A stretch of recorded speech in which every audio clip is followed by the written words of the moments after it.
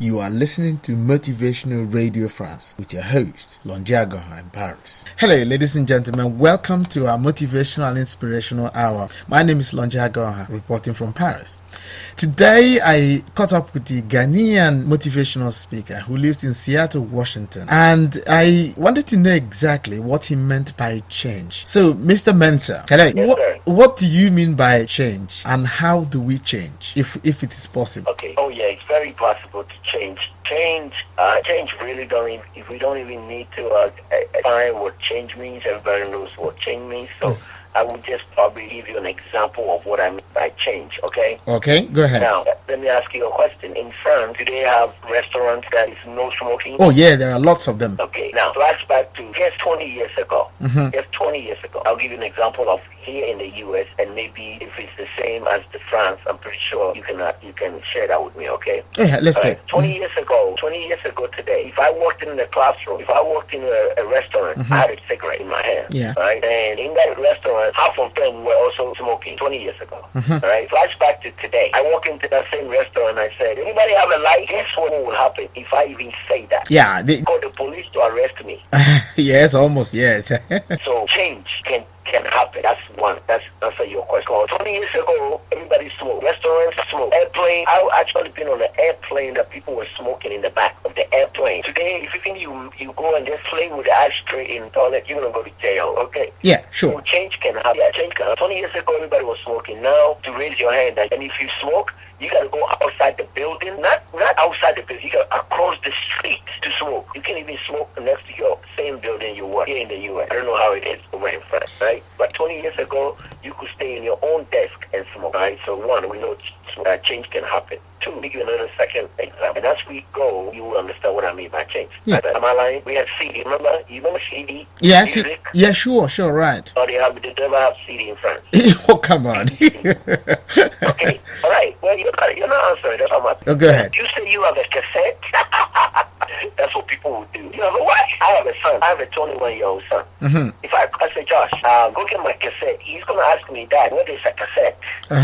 He's like, what? What is that? He's never seen that before. So I say, what do you have? He said, Dad, we don't even have DVDs anymore. Now, today, when I say, I just bought a DVD, he goes, what do you waste your money for? Why don't you just download it? See? Right. And DVD was just 2 years ago. Everybody had DVD. Today, here, if you tell somebody, hey, man, I just got a new book. Go and buy it. He'll say, is it on Amazon? Yes, I'll download it. Is it on iPod? Yes. Apple? Yes, I'll go download it. They don't even buy a book anymore. Right. So change can happen. That's change. So what is change? Change is the world is every day is changing. Without change, the world will stand still. We won't grow. Nothing will happen. Change, we're going to leave you behind. So if you never had a computer, that's why we fight so hard to get computers to every kid's hand in Africa. Because without it, we're going to be left behind as a country because everything now is on there. If you go to the U.S. schools, kids now are supplying not just laptop. They don't give them laptop. They give them iPad. Right. That's the change, right? Yes. Okay. Now, my daughter goes to school with an iPad. When I was going to school in Ghana, I had a slate. A slate. And a yes, chalk. I did myself. I did. She has an iPad. Yeah, that's a change, right? The big In change. 8th grade. A big change, right? She has an iPad. Okay. Now, listen. What of many of our listeners are in Africa as well. All right, not only in Europe or in the US. Yeah, many of our listeners are in Africa, Ghana, Nigeria, and other English-speaking countries. What would you tell them? How would you describe change to them? The layman on the street. What is the connection change for him? Okay, I'll put it this way. We live in an impatient world right now. Fierce competition, fleeting opportunities, and organizations that are lean, people that are lean and going to change are the ones that are going to succeed. And today, career success, people that are in careers or wherever they want to start their business, whatever, anything they want to do, those people, the people that survive, the people that make it, are the ones who are committed, those who work from their heart, those who invest themselves passionately in their job, and who recommit. That's the key word here, recommit quickly when change happens. Some people resist change. Why? Why would you resist change? Because if you do, guess what? We're going to leave you behind. Okay. You must be a quick change artist. Yeah, but we go through a lot of change. Okay. What if you meet a guy in Ghana, for example, who tells you that, listen, it's very, very difficult to change. I don't have money. I don't have anybody to help me.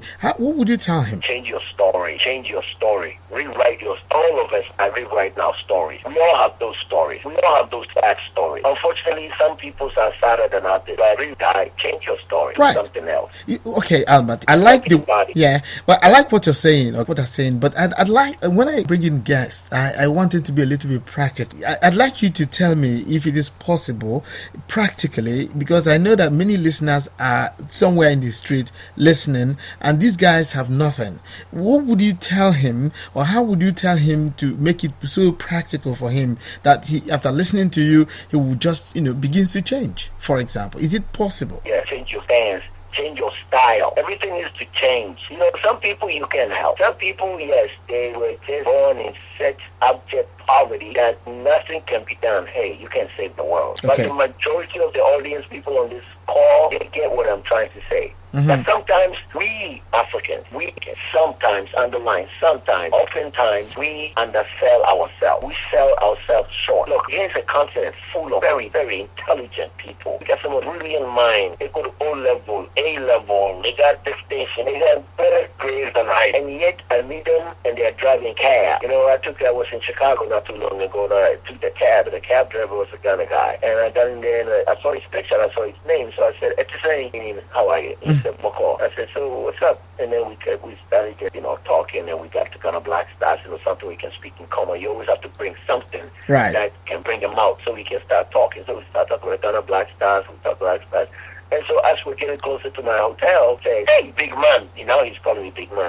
Hey, you guys are the big man, because the hotel is the Swanky Marriott downtown Chicago. Right. So I said, no, I'm just here to work. To me, it's just a job. I'm here to do speaking at this conference. Right. He said, oh, yeah, I'll be taking a whole bunch of them into this hotel. And then he proceeded to tell me, so how did you get a job like that? And I said, well, I just got up one day, and I said, I want to be a speaker, and then I did the hard work that it takes to become this. He said, I have a master's degree from Bowdoin College. Bowdoin College is in upstate New York, New Hampshire. That school is tough to get in. You must have good grades. You must be a scholar to get in that school. And he got in the school, not only is a bachelor's, but he got a master's degree. And what is he doing? He's driving a cab. And that's fine. I'm not saying driving a cab is not. It's an entrepreneur, it's found. But this is what he said next. He said, and look at me, I'm driving a cab. So as soon as he said that, he told me that he wasn't satisfied with having a master's degree driving a cab. So I said, then why do you have to drive a cab when you have a master's degree? He said, because listen to this, because the white man would not give me a job. And what do you think I said next? I said, did you ever try? He said, come on, my brother. You think they're going to give me the job? Look at me. What he was saying is, look at me. I'm dark. I got an accent. That's right. I got a red eye. You know what I mean? Yeah. So what I'm saying to you is this. We sometimes, as Africans, we undersell ourselves. Right. I was in Beijing, China, and to do training for Starbucks, China. And all these few Chinese people that want to be speakers, all they kept saying was, so how should I change my accent? And it was all about their accents. They were so concerned about they had accents. And because they had accent, the white men or other countries or people will not pay them to stand there and speak because they have an accent. And I said, hold on, that's your best prospect. It's your accent. You're different. Differentiation is what wins. That's why I think one of the reasons I won was I have an accent. That's right. And people, when you're different, at the end of the day, they don't care about your accent. Can you deliver? That's it. Give them the stuff. Give them the stuff. That's right. Yeah. So that's what I'm trying to say with the audience. That's what you just said, because I can relate to that. In fact, let me give you a little bit of my story. When I came into France newly, and when I discovered that when I see Africans around here and they were doing menial jobs, I said, no, this is not what I want to do in my life. All right. So what I did was I just went back to the university and I studied English. And after studying English, when I came out, I knew that I wanted to look for a job, and they told me, no, it's not possible to teach and all that. I said, no, it's not possible. I have to teach. And I went and I looked for a job, and I got a teaching job. First of all, I taught in the university. I taught in other companies, and presently I teach in the Chamber of Commerce as well in France. So it's possible if you are ready to change. See, that the question is, it is possible. Like a good friend of mine who always saying that many Africans are on their knees already. And that is exactly what I don't like. You see, do not be on your knees. I always tell people, it's not what you have, it is what you do with what you have that counts. You see, yes, it's not what you have, because you can have your master's degree. If you don't use it, it's crap. All right. So it is what you do with I what. call it lack of use. That's what I told him. That's right. So I got out of the cab. I said, brah, we respect our elders because much older than I was. I said, brah, meaning brother. I said, look, I don't even know what tips to give you. If I give you $5 to me, it would be an insult. Yes. Because one, you're my elder. Two, you have a master's degree. I was making a little fun of him. And so I'm not going to give you a tip. That don't mean I don't have a tip money. I have it, but I'm just not going to give you a tip. I'm just going to pay for my cab, and I'm going to get up and get to this hotel. But meanwhile, you have used. Now you go and process that, and here's my card. I mean, called lack of use, and you need to work on that field. That can have a master's degree and tell me, and then you drive a cab you. And if you don't like what you're doing and you have a master's degree, then go do something with it. Now you know what? The one last thing I want to say about this is we need to change our mindsets and behaviors. Okay. Underline. We need to change our mindsets and behaviors. We need to be flexible to adapt our approach so we can continue and seize opportunity. We're not flexible as Africans. We're not flexible enough to adapt our approach because that's how we were raised. But this world is changed. It's a global world now. Now you can sit in Ghana and watch ESPN. You can sit in... People in Ghana, they watch the stuff. I don't even get to see, and it's being played right here in the U.S. That's right. They're watching it in Ghana, and I'm not able to watch it here. That's how global and how small this world has been. Well, use that to your advantage. Research all these other people that before, or you could hear about them was in the news or somewhere. Now you can see them, their website, the companies that we used to just hear about. Now we can go on their website. They're always on Facebook talking about God this. I love God too, but could you tell your audience members that this God, something is today, God bless me. Oh, what about today? I did research on this company. I found out they were hiring people right there in Ghana, and I didn't even know about it. We just not flexible. Okay. I just go on. Don't get me wrong. Hey, that's cool. This is wonderful. It's change is an integral part of people, our human beings, in fact. Yes. Yes, and anybody who doesn't want to change will stand and just decay. We'll even be behind. That's it. That's it. But then, why would anybody who has refused to change, what would you tell him? So that maybe after listening to us, he would say, okay, let me give it a try. Come on, let's give it a shot here. What would you say to him so that he can, stop whatever he's doing at the moment and change? I don't even know how to answer that question because it's a loaded question. I've said that I'll change your strategy, change your story, rewrite your story. It's not even, you can't even say, I want to give it a try. Because if resistance to change to me is like your body, the immune system, right? If something to you in your body, right, you're like, ooh, something is not right. You go see a doctor, right? Yeah. Okay, same thing. So to me, I would say if you're resistant, it's like the immune system in the body. It protects against harmful invaders from the outside. Just as a pain in the body, if something is wrong, resistance is a sign that you should pay attention. That something is wrong. So the goal is not to eradicate resistance, but to allow it to surface so it can be explored and honored. Okay. So if something happens to me right now, I say, I got a headache. What do? I go take paracetamol and they do that and try to find something to treat it. It's the same as change. When it happens and you try to resist it, then there's no way for you to grow because now you're resisting the pain. You're trying to say, nothing's wrong with me. Nothing is wrong with me. Nothing's wrong with me. And then one day, boom, you get a stroke. And they say, you had a blood clot. Yeah, but every time he told him, we saw his color, you don't look good. He said, nothing is wrong. I'm okay. Oh, the African who knows he has a high blood pressure and he's still eating a banquine and fufu all the time. It's starchy foods. It's not exercising. And one day, boom, he got a stroke. This actually happened. You got to stop eating the starchy foods, man. You got high blood pressure.